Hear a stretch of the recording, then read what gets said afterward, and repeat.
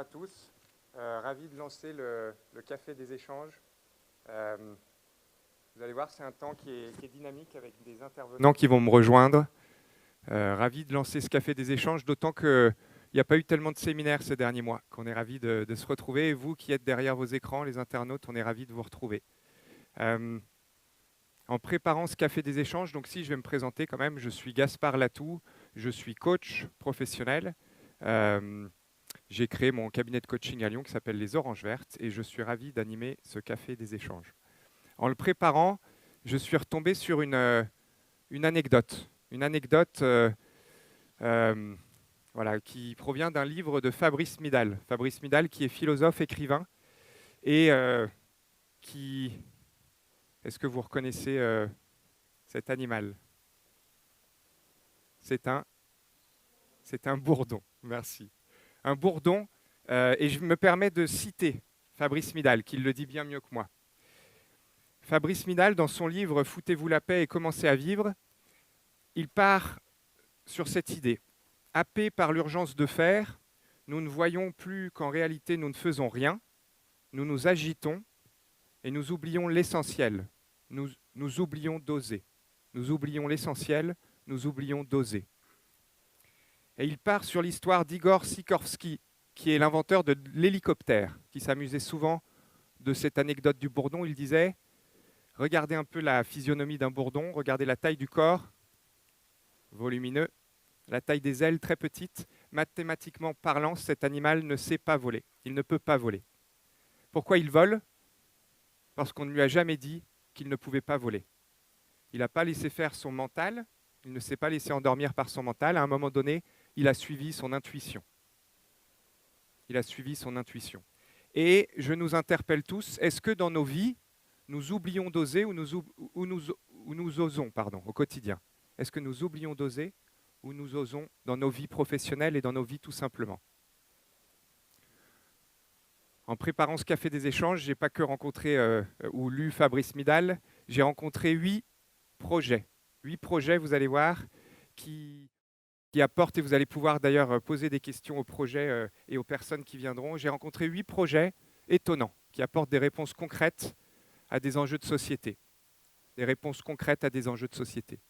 Et derrière ces projets, 8 hommes et femmes, et 4 qui vont être avec nous et qui vont me rejoindre bientôt, 4 hommes et femmes qui sont, je crois, des acteurs qui font bouger les lignes, qui sont des intrapreneurs, des entrepreneurs sociaux, on y met un peu le qualificatif que l'on veut, en tous les cas qui dans leur structure, dans leur projet, font bouger les lignes. Ce sont, je crois, des bourdons qui osent et qui osent voler sans trop se poser de questions. Je vais être rejoint et je vous invite à accueillir Jean-Christophe Guidolet, qui est fondateur président de Capucine et Gaston et qui va être accompagné de Julien Brun, qui est préparateur de commandes et livreur. Bienvenue à vous deux.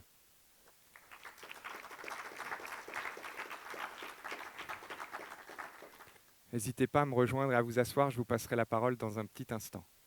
Bienvenue. Et puis on accueille Marine Liégeois, qui est responsable de développement chez Imagineo. Bienvenue. Bienvenue Marine.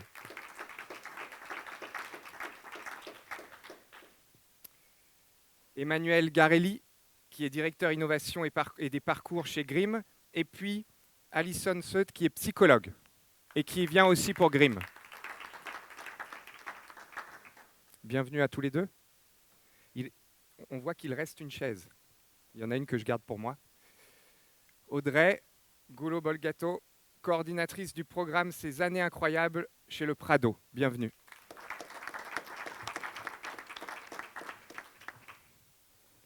Quand vous parlerez, vous pourrez effectivement retirer les masques.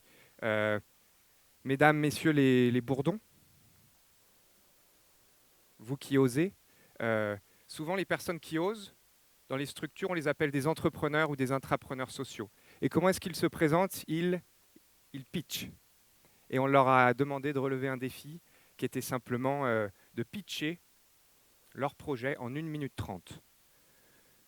Et comme le défi était sympathique, je vais me permettre de les chronométrer. Et au bout d'1 minute 20, d'allumer une première fois l'ampoule. Vous êtes d'accord? On décélère tranquillement. Et 1 minute 30, deuxième fois l'ampoule. Et là, on conclut tranquillement. Ça vous va? Et ensuite, évidemment, j'aurai des questions pour vous. Et je profiterai de vous avoir avec nous. Est-ce que ça vous va? Alors, vous voulez quel micro? Le rouge? Jean-Christophe? Le jaune? C'est dommage, nous on est vert et orange, mais je veux bien le jaune. Je pense que si on met du vert et de l'orange, ça fait du jaune. C'est Jean-Christophe qui va démarrer pour un pitch d'1 minute 30. Quand tu démarres, je me lance.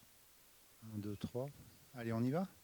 Donc Jean-Christophe Guidelet, fondateur, président de la SAS, de l'ESS, Agréa. Vous avez vu, ça fait des lettres et des mots. Capucine et Gaston. Le jaune, c'est pas le maillot jaune du Tour de France. Hein. On essaye d'être en jaune, on essaye d'avoir le cœur et le soleil jaune. Nous, on forme et on accompagne des jeunes en situation de handicap dans le secteur des métiers de bouche. On est sur 3 activités formantes. On est installé sur Gerland, dans le 7e. Un traiteur, à savoir une cuisine de production, un restaurant et une boutique de vente. Julien, qui est à mes côtés, est, lui, entre agent polyvalent, préparateur, étiqueteur, préparateur de commandes et livraison.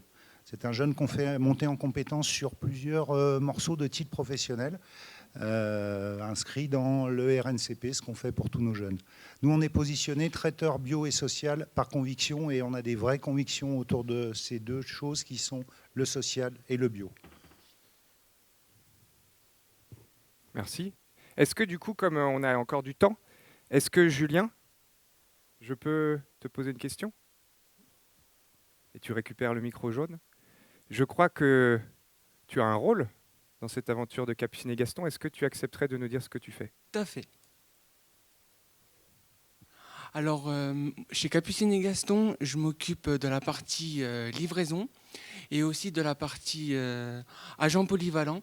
Donc, c'est-à-dire, le matin, je peux très bien faire une livraison. Et comme l'après-midi, je peux très bien me retrouver en cuisine à laver les bocaux ou une autre tâche. Donc, mon poste, je le décrirais plutôt comme agent polyvalent livreur. Et puis, ça fait 3 mois que je suis chez Capucine et Gaston. Et c'est vraiment une chance. Et je me découvre aussi des compétences que je pensais pas avoir. Et c'est une vraie chance de travailler chez Capucine et Gaston. Voilà. Et là, tu te sens comment quand tu viens là ce matin? Là, actuellement, un peu stressé. Et, de parler devant vous de ce fabuleux projet. Non, honnêtement, je me sens super bien. Voilà.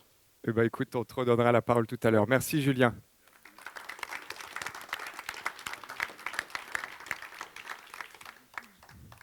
On continue les pitchs. Pardon, moi j'ai déjà un micro. Marine, à toi, 1 minute 30. Merci. Bonjour, donc moi c'est Marine Liégeois, je travaille pour Imagineo et notre mission c'est de développer le pouvoir d'agir des enfants et des jeunes pour les impliquer concrètement dans la construction de leur avenir et faire face aux défis environnementaux et sociétaux auxquels on est confronté. Donc, je vais vous parler d'un projet un petit peu plus en particulier. L'année dernière, grâce à la rencontre avec la RSE de Sanofi, on a fait le constat alarmant qu'un habitant du quartier de Mermoz dans le 8e a 6 fois plus de risques de développer obésité ou diabète qu'un habitant de la Croix-Rousse. Et donc, suite à ce constat, on a rassemblé des experts de la santé, Sanofi, Sport dans la ville et la ville de Lyon pour concevoir le projet Bien manger pour ma santé. Un atelier de pédagogie ascendante et participative pour rendre les enfants acteurs de leur santé et surtout ambassadeurs de celle de leur entourage. Donc concrètement, pendant un atelier de 3 heures, les enfants sont amenés à réfléchir à leurs habitudes alimentaires au petit déjeuner et ensuite à imaginer des animations qu'eux vont faire auprès d'autres enfants pour les sensibiliser à leur tour et donc pour les rendre acteurs. Les résultats de ces premières expérimentations étaient impressionnants puisque un mois après l'atelier, 63% des enfants déclarent avoir changé quelque chose dans leur petit déjeuner, alors que les formats de sensibilisation classiques prennent beaucoup plus de temps pour infuser et pour qu'on observe un changement de comportement effectif. Et donc ça nous donne beaucoup d'espoir et on a vraiment envie de continuer ces expérimentations-là, de les élargir aussi à d'autres thématiques et pas uniquement à l'alimentation. Puisqu'en fait, c'est la preuve pour nous que l'implication active et participative des enfants, mais aussi des adultes de manière générale, dans la construction de solutions, motive vraiment le passage à l'action, en fait. Et je pense qu'aujourd'hui, on a tous besoin de passer à l'action collectivement, vu le contexte actuel. Merci. 1 minute 30, merci. Est-ce que tu acceptes de passer le micro à ton voisin de gauche, qui est Emmanuel? Emmanuel, à toi. Merci Gaspard. Je viens aujourd'hui vous parler des patates chaudes. Les patates chaudes, dans le jargon de notre métier, ce sont les personnes qui transitent d'établissement en établissement suite à une situation de violence. Derrière ce terme grossier se cache la dure réalité de la vie de nos mandataires judiciaires qui accompagnent et sécurisent la personne et ses biens. Fort de ce constat, nous avons décidé de relever un défi. Ce défi, nous l'avons relevé, nous, Association GRIM, qui accompagnons 2000 personnes en situation de handicap psychique sur le département du Rhône, au travers de la protection, mandataire judiciaire, donc qui s'occupe de la tutelle et curatelle, de nos accompagnements en logement autonome, de nos domiciles inclusifs, mais également de nos maisons du GRIM. Et pour cela, nous sommes allés chercher des financements et nous avons trouvé preneur auprès de la Fondation de France qui nous finance pour une année pour expérimenter le dispositif. Et l'objectif pour nous, c'est de pouvoir concrétiser le projet et d'amener une continuité sur ce projet, ce défi que nous avons mis en place. Voilà, et de pouvoir l'étendre à l'ensemble de nos partenaires de structures tutélaires sur le département. Merci Emmanuel. Est-ce que tu souhaiterais passer le micro à Alison qui est avec nous et qui, je crois, intervient, qui peut peut-être nous expliquer son rôle? Bonjour à tous. Donc, moi, je suis Alison Seuté, je suis psychologue. Donc, je travaille au GRIM. Je fais partie de cette expérience qui vise à accompagner les patates chaudes, comme on dit, mais aussi les équipes qui les accompagnent aussi. Donc voilà, c'est l'un des moyens qu'a choisi l'association pour essayer de remettre un petit peu de communication et d'adoucir, d'apaiser un maximum dans ce qu'on peut faire. Donc voilà, c'est le début d'une expérience qui durera pour l'instant 1 an et qui a débuté juste au début de l'été. Donc ça se met doucement en route pour l'instant. Merci.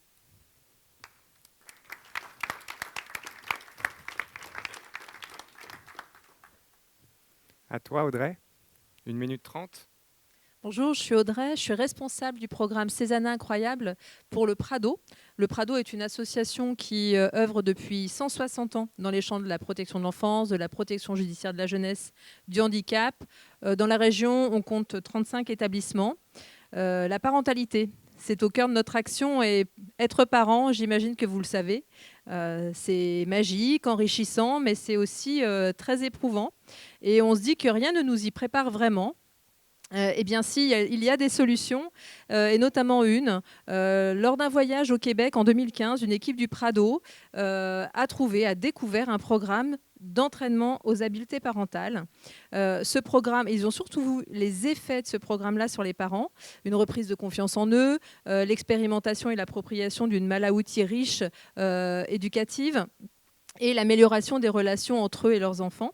Notre volonté a été de dupliquer assez vite ce programme sur notre territoire et ça on en avait déjà parlé pour certains qui étaient là en 2019 à la journée Apogée.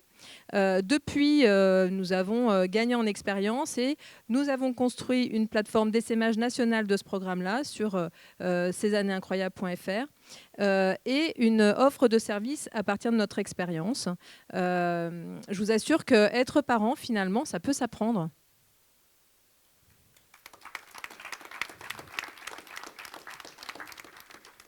L'ampoule n'était pas allumée, bien joué. On peut les applaudir encore, pitcher. Pitcher un projet en 1 minute 30, ça reste un bel exercice. Merci à vous. Alors, moi j'ai quelques questions à vous poser. Et puis, si dans la salle vous avez des questions, n'hésitez pas. Si derrière vos écrans, chers internautes, vous avez des questions, n'hésitez pas à nous les communiquer. Je les relayerai très volontiers. Donc n'hésitez pas à leur poser des questions. Moi, je vous propose de répondre à tour de rôle, hein, ou dans le sens que vous voulez, ceux qui ont envie de répondre à la question que je vais vous poser. La première, avant de s'intéresser aux hommes et à ces femmes, au fameux bourdon, on peut s'intéresser un peu au projet. Finalement, le projet il vient d'une idée. Est-ce que vous pouvez juste nous redire d'où l'idée est venue? D'où l'idée du projet est venue? Peut-être en quelques phrases. Qui souhaite répondre à cette question? Je peux y répondre, même si c'est surtout une histoire d'opportunité dont on s'est saisi pour notre projet Ces années incroyables. C'est vraiment la découverte de ce programme. Évidemment, on s'est tous questionnés, j'imagine, dans l'action sociale sur comment aider ses parents, comment accompagner des parents, comment nous accompagner en tant que parents. Et cette opportunité d'avoir découvert ce programme au Québec, c'est ce qui a nourri au départ le projet, l'envie de le mettre en place. Et puis, de fil en aiguille, on s'est formé. Et puis, petit à petit, on s'est rendu compte à quel point les Français étaient aussi désireux d'avoir ces outils-là. C'est comme ça que le projet est né. Et l'idée, finalement, elle évolue en fonction des besoins et des retours des parents. Merci. Est-ce que d'autres souhaitent répondre à cette question? Capucine et Gaston, il y a du constat que aujourd'hui, les jeunes en situation de handicap, ceux avec qui on travaille nous, hein, on est sur des 18-20 ans, ont des envies, ont des grands désirs de s'inscrire dans les métiers de la restauration, les métiers de bouche. Et c'est un métier qui est très compliqué tel qu'il est conçu pour eux. Nous, la réponse apportée, c'était de travailler dans des bocaux en verre, de produire en série et de leur permettre, à travers ces temps de production complètement déconnectés des stress et des tensions classiques de la restauration, de monter en confiance, de monter en compétences et du coup de monter en autonomie. Nous, on a ouvert en octobre 2020 les premiers qui étaient chez nous en cuisine.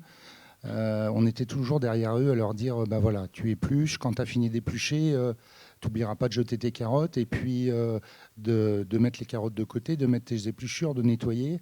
Là, attention, il y a un couteau, les planches. Et aujourd'hui, en fait, c'est des jeunes qui font de plus en plus tout seuls. Et qui gagne aussi en rapidité et en autonomie. Et voilà, la réussite, elle est là, c'est accompagner, donner confiance.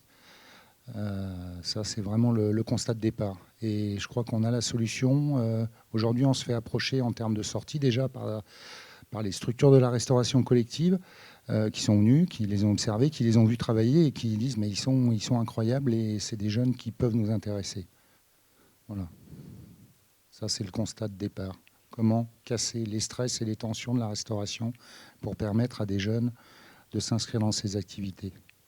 Nous, c'est l'envie, la motivation chez nous qui nous guide dans nos embauches.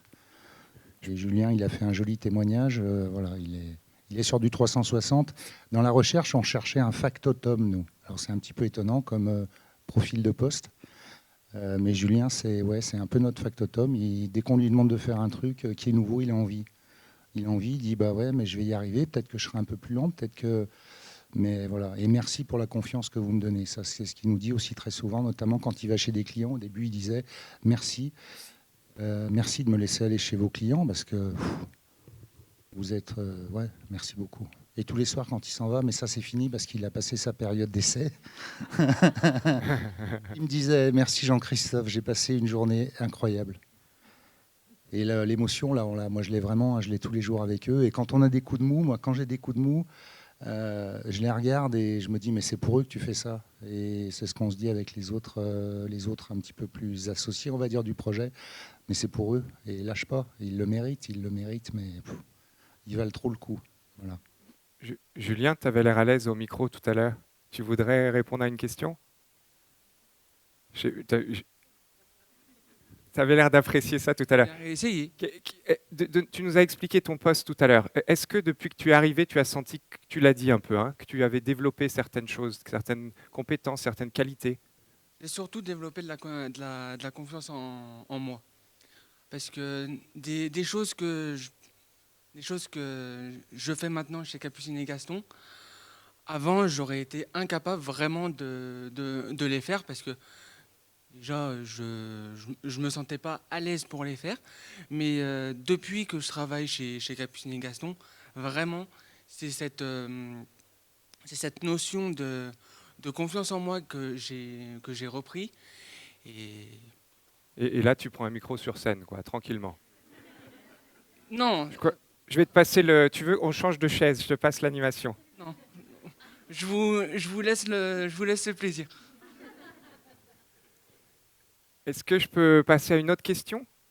On a vu l'idée de départ. On dit souvent que dans la vie d'un projet, il y a un parcours. Un projet, sa vie. Est-ce qu'entre l'idée de départ et le projet qui existe aujourd'hui, il y a eu des évolutions?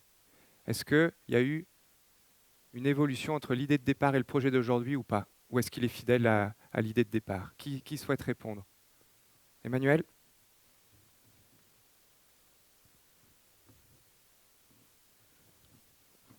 Entre l'idée de départ et la réalisation, il y a toujours des évolutions, des modifications.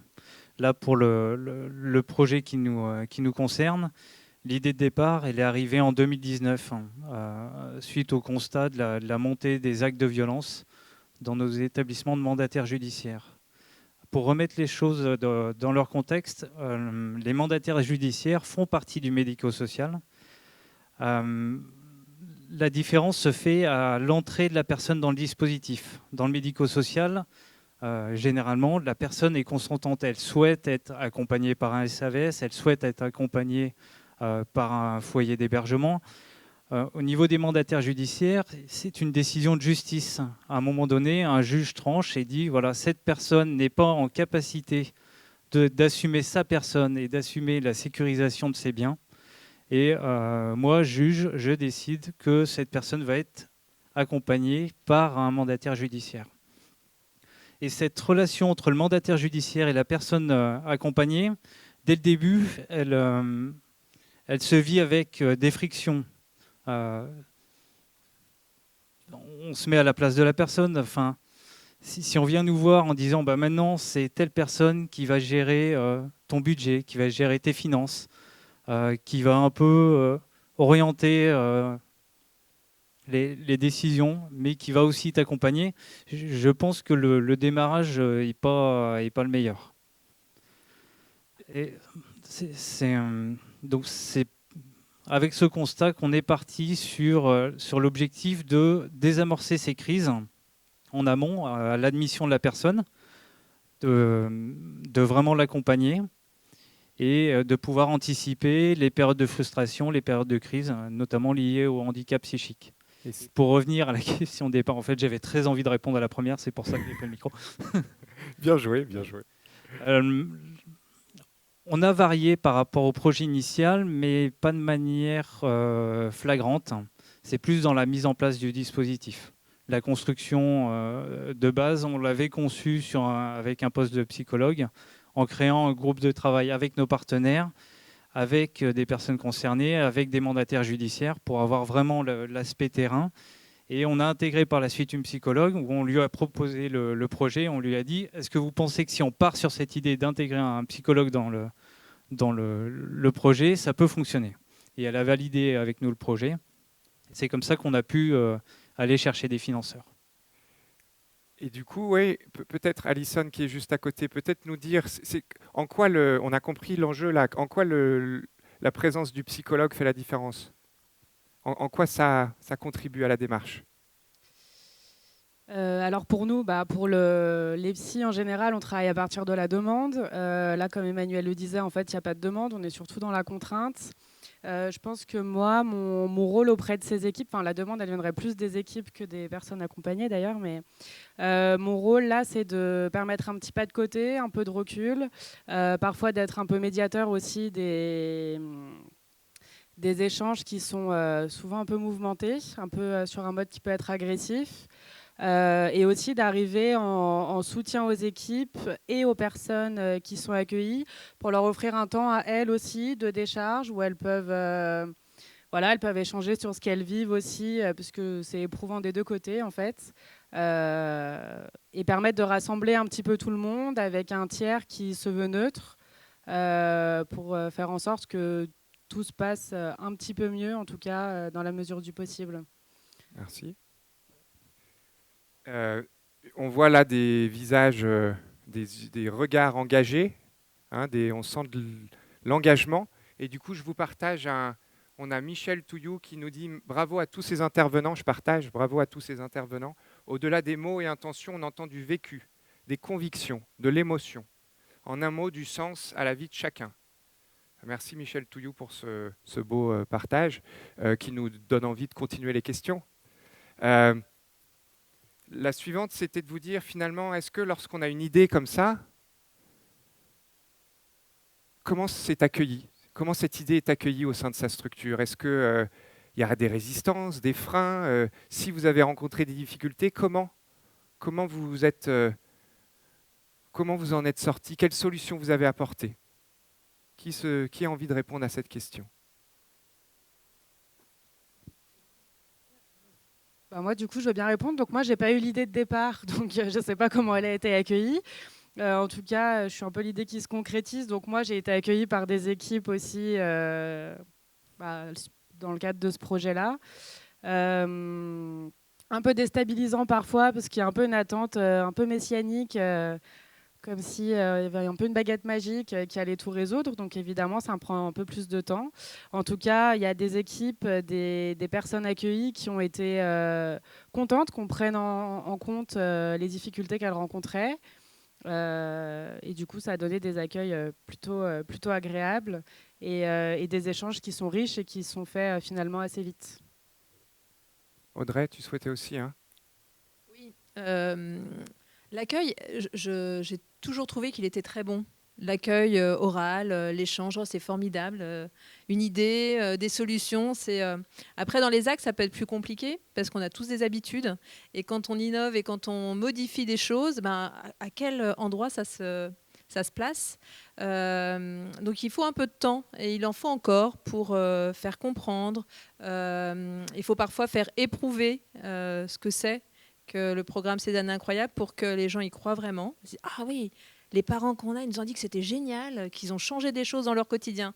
Oui, mais c'est vrai que je dirais que dès lors qu'on propose des actions un peu nouvelles, qui nous bousculent un peu dans notre quotidien, qui nous demandent de nous remettre en question, ça nécessite du temps, de la communication et beaucoup de bienveillance parce que c'est pas simple de modifier des choses. Donc voilà.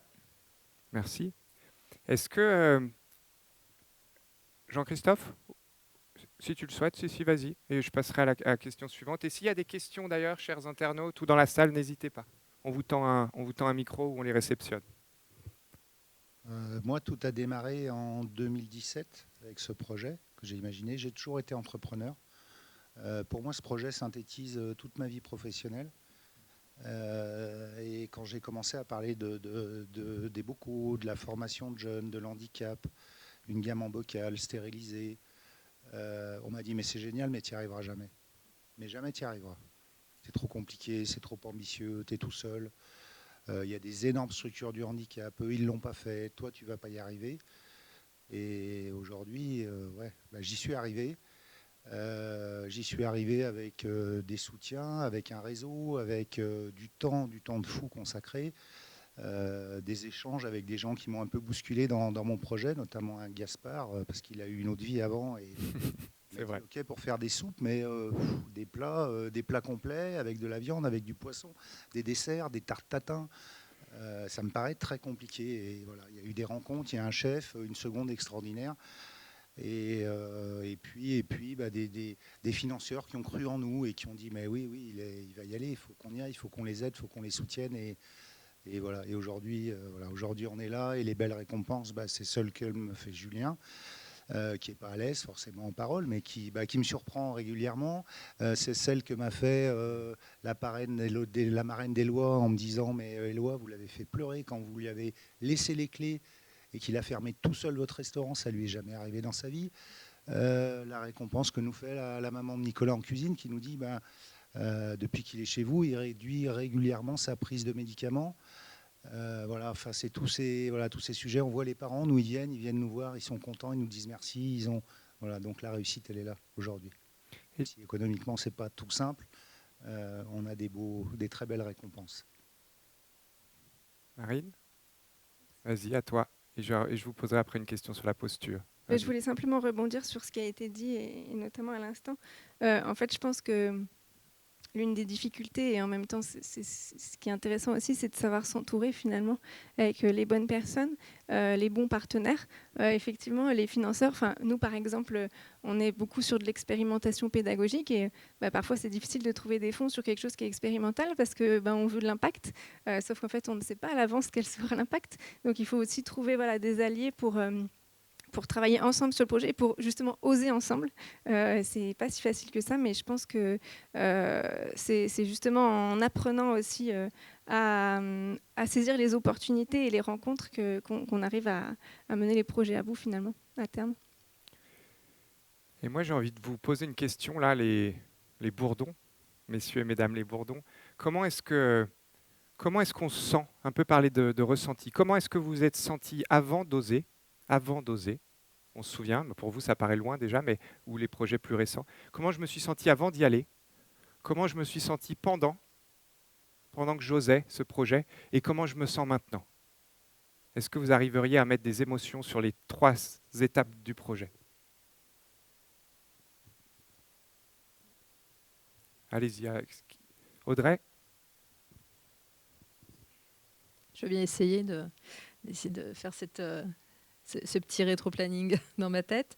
Je dirais qu'avant le projet, j'étais sans doute stabilisée dans un quotidien avec des perspectives sur je sais ce que j'ai à faire.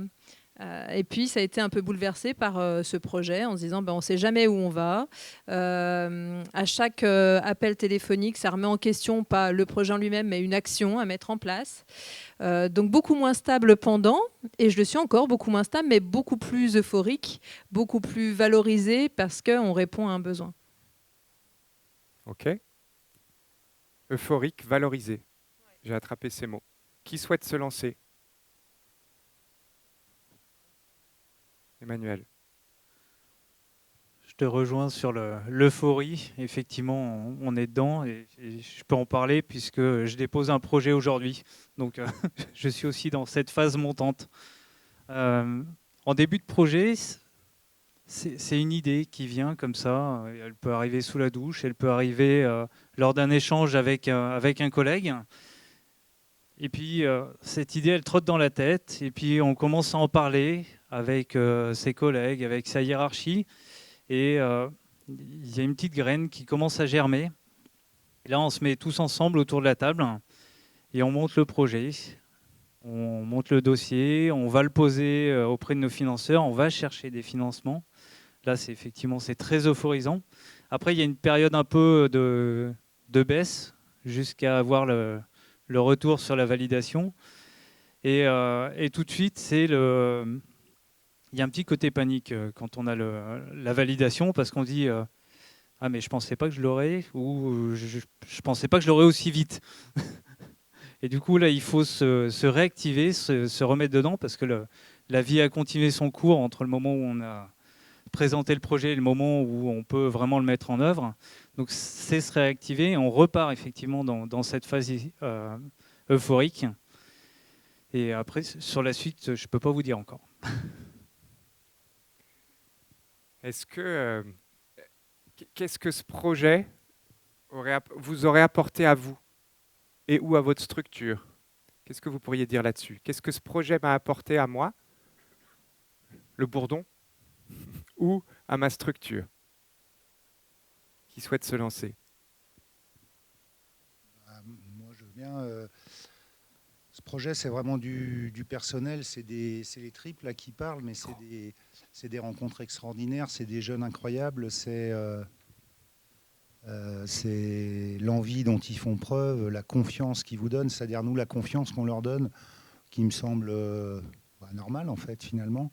Ils vous la rendent 10 fois, 20 fois.